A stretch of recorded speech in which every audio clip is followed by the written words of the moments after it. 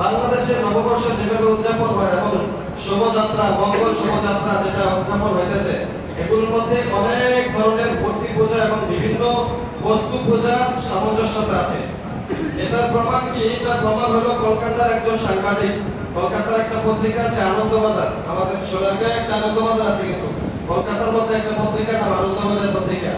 তো ওই পত্রিকার মধ্যে হিন্দু সাংবাদিক লিখেছে যে বাংলাদেশের নববর্ষ যেন কলকাতার এভারগ্রিন উদযাপনের মতো, মানে কলকাতাতে তারা একটা নববর্ষ একটা পূজা করে, সেই পূজাটার নাম এভারগ্রিন, সেটা হলো একডালিয়া এভারগ্রিন, একডালিয়া এভারগ্রিন। তো তারা দেখছে যে বাংলাদেশের নববর্ষ উদযাপন যেন আমাদের একডালিয়া পূজা মণ্ডপের মতো, মানে বাংলাদেশের নববর্ষটা তাদের পূজার সাথে অনেকটা মিল আছে। এটা হিন্দু লেখক সে লিখে দিছে। এই হিন্দু লেখক দেখছে যে এখানে আমাদের একডালিয়া পূজা মণ্ডপ যেটা, এটার মধ্যে অষ্টমী পূজা হয়। তো এই অষ্টমী পূজা হলো হিন্দুদের শারদীয় দুর্গা পূজা। দুর্গা পূজার মধ্যে অষ্টমীও একটা দিন আছে। এই দিনে তারা সবচেয়ে বেশি জাঁকজমক ভাবে করে, বলে যে বাংলাদেশের নববর্ষ যেভাবে উদযাপন হয় এটাও আমাদের ওই অষ্টমীর দিনের মতনই হয়। এটা কিভাবে করা হয়? যে চৈত্র মাসের শেষ দিন, এরপরে তো বৈশাখ শুরু হয়, এই শেষ দিনেও তারা একটা পূজা করে। শেষ দিনের পূজাটাকে বলে চৈত্র সংক্রান্তি। চৈত্র সংক্রান্তি মানে চৈত্র মাস শেষ হইতেছে, এই হিসাবে তারা পূজা করে। এই পূজাটা করে এরপরের দিন পহেলা বৈশাখ উদযাপন করে।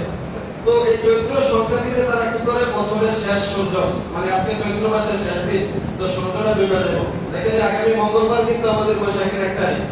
সেই হিসাবে ওই চৈত্র মাসের শেষ দিন তারা সূর্যের পূজা করে, সূর্যটাকে এভাবে স্বাগতম জানায়, সূর্যের কাছে গিয়ে শুকরিয়া আদায় করে, এই যে এত পুরাটা বছর তুমি আমাদেরকে ভালো রেখেছো, আমাদেরকে সুস্থ রেখেছো, এই জন্য তাকে বিদায় জানায়। এভাবে এর পরের দিন পহেলা বৈশাখ নববর্ষ উদযাপন করে নতুন সূর্যকে তারা আগমন জানায়, নতুন সূর্যকে স্বাগতম জানায়।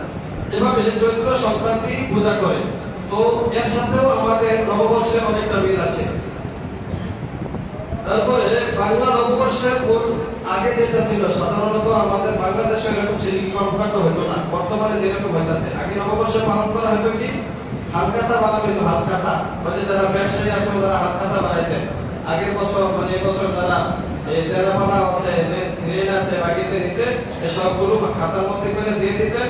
তারপরে ওনারা এসে বাকি টাকাগুলো সব দিয়ে দিত, নতুন করে খাতা করতেন।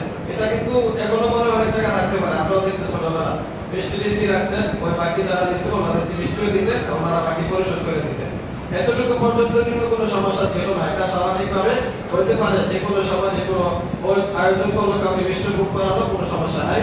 কিন্তু পরবর্তীতে এটা হয়ে গেছে শিরকি কর্মকাণ্ড।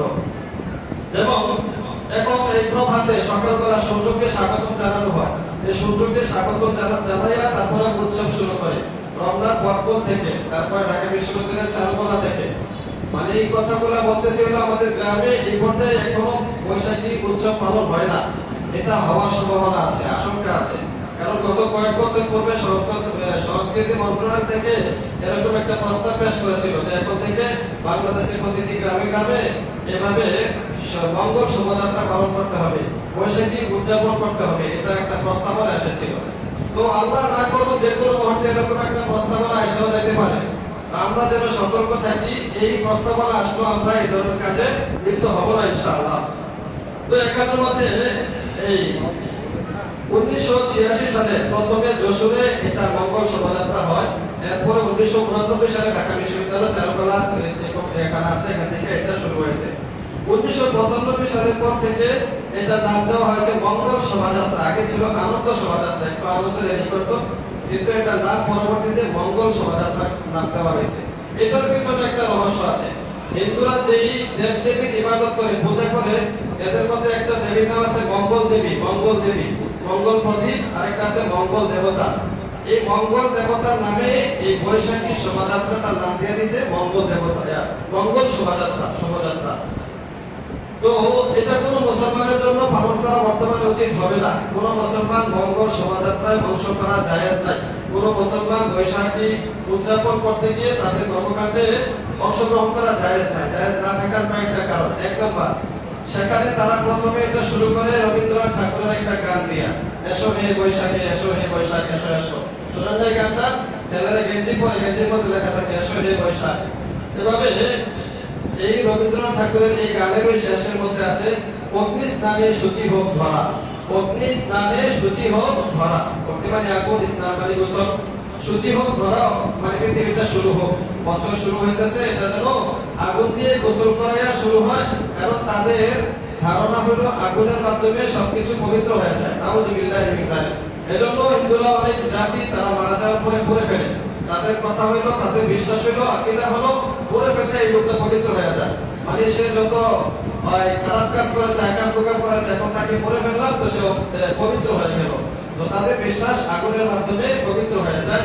এজন্য রবীন্দ্রনাথ ঠাকুরের এই গানের অংশটা অগ্নি স্নানে শুচি হোক ধরা, এই গানটাও সেখানে গাওয়া হয় মঙ্গল শোভাযাত্রা যাওয়ার আগে। তাহলে এটা একটা শিল্পী কথাবার্তা। এসো হে বৈশাখ, এসো হে বৈশাখ, এটার মাধ্যমে বৈশাখকে ডাকা হয়, আসার জন্য প্রকৃতির পূজা হয়, মানে প্রকৃতিকে স্বাগত জানানো হয়। এটাও দেবতা এই হিন্দুদের পূজার সাথে সাদৃশ্য। তারপরে গানের মধ্যে এই অংশটাও শিল্পীয় কথা, এটাও বলা যাবে না, কারণ আগুন দিয়ে পবিত্র হয় না, বড় মুসলমানরা পবিত্র হয় তাওবা ইস্তিগফারের মাধ্যমে, মুসলমানরা পবিত্র হয় ওযু করার মাধ্যমে, আগুন দিয়ে পবিত্র হওয়া যায় না।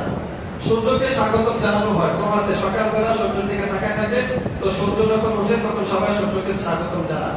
এটাও সৌর দেবতা, তাদের দেবতা সৌর দেবতা, মানে সূর্য পূজা করে হিন্দুরা, এটার সাথে সাদৃশ্য হয়ে যায়। তারাও এভাবে সকালে সূর্যের পূজার জন্য দাঁড়িয়ে থাকে। দেখেন মুসলিমদের জন্য, আমাদের জন্য সূর্য যখন ওঠে তখন কিন্তু নামাজ পড়াও হারাম, জানেন কিনা এটা সবাই? তিনটার সময় নামাজ পড়া হারাম কিনা? সূর্য ওঠার সময় এবং মাঝ বরাবর যখন থাকে এবং যখন ডুবে যায়। তার সূর্য ওঠার সময় নামাজ পড়া হারাম কেন? এজন্যই, কারণ এই সময় সূর্যের পূজারীরা সূর্যের পূজা করে। তো হাদিসের মধ্যে আছে শয়তান তার দুই শিং সূর্য বরাবর করে রাখে আর বলে, কেউ নামাজ পড়লে বলে, দেখো এই এরা আমার সাথে করতেছে, নাউজুবিল্লাহি মিন যালিক, বলে যে এরা সূর্যের সাথে করতেছে, এরা আমার সাথে করতেছে।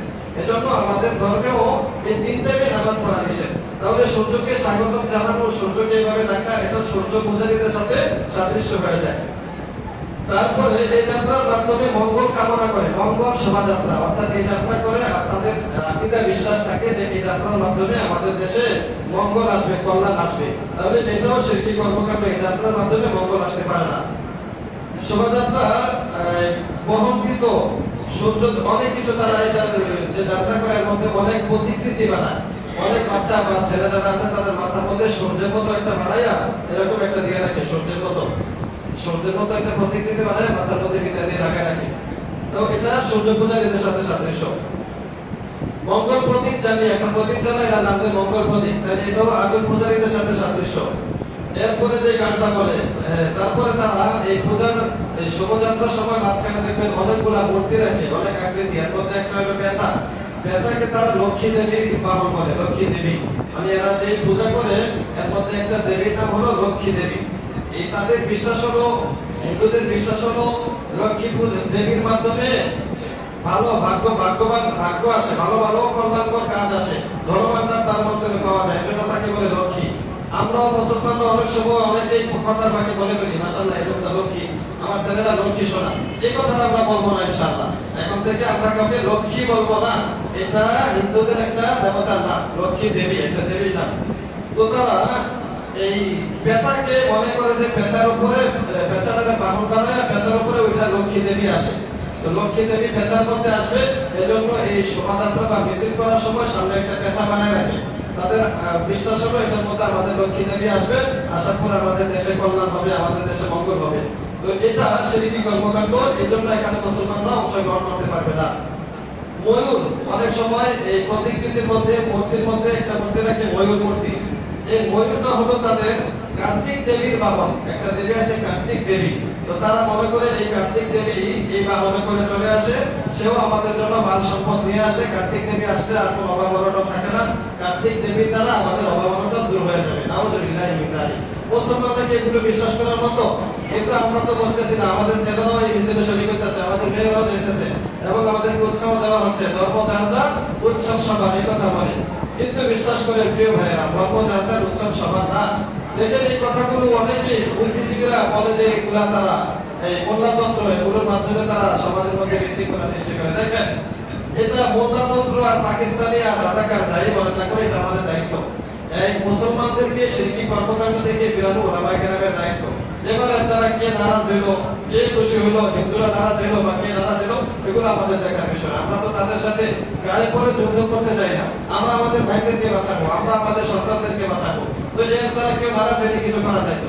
আরে আপনার বাইরে একজন মারতেছে, আপনি তাদের সেখান থেকে নিয়ে আসবেন, তারা নারাজ হয়ে ভাই আমি কেন মারতে থেকে খুশি হইতাম, তো তোমার খুশি তো আমার যায় আসে না, আমার ভাইকে আমার বাঁচাইতে হবে।